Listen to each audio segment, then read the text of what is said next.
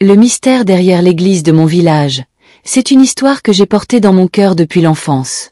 Elle ne figure dans aucun livre, aucun document officiel, et pourtant, chaque ancien du village la connaît.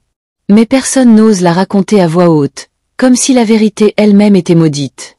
L'église se dressait au milieu du village, massive et silencieuse, construite en pierre grise venue d'on ne sait où. Ses vitraux colorés, brisés par endroits, laissaient passer des éclats de lumière rouge et bleue qui donnaient parfois l'impression que le bâtiment saignait à l'aube. On l'appelait la maison de Dieu, mais pour beaucoup, c'était surtout la maison du secret. Quand j'étais petit, ma grand-mère répétait toujours « Ne joue jamais derrière l'église. Et si, un soir, tu entends des voix, rentre vite sans te retourner. » Ces paroles me faisaient frissonner, mais à cet âge-là, la peur et la curiosité marchent main dans la main. Un soir de pleine lune, alors que nous jouions avec mes amis, je les ai entraînés vers l'arrière de l'église. Là, il y avait une petite porte en bois, fermée par de lourdes chaînes rouillées. Personne ne savait vraiment ce qu'il y avait derrière, mais on racontait que cette partie de l'église ne devait jamais être ouverte. C'est alors que nous avons entendu un bruit.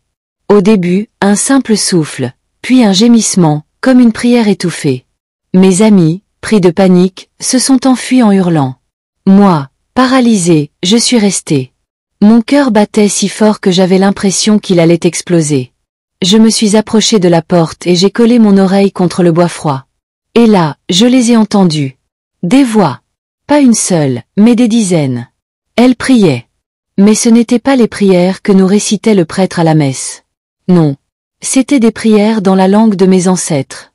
Un chant grave, douloureux, qui me transperça l'âme. Au matin, incapable de garder ce secret, je suis allé voir ma grand-mère. Je lui ai tout raconté, tremblant encore de peur.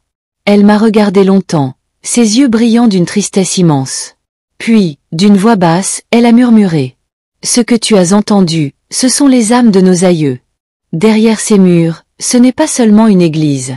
C'est une tombe. » Elle me raconta alors l'histoire que les livres d'école avaient effacée.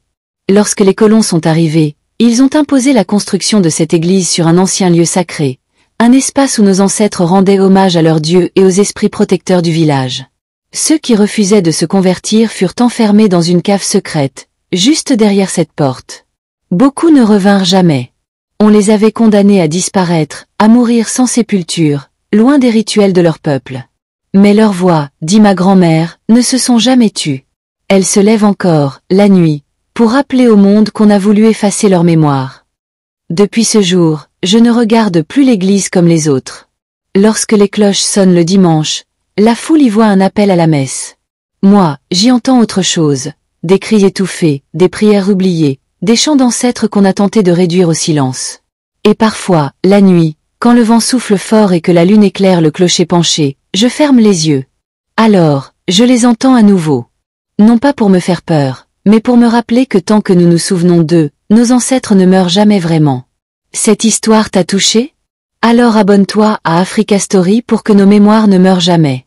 Chaque like, chaque commentaire, c'est une parole d'ancêtre qui revient à la vie.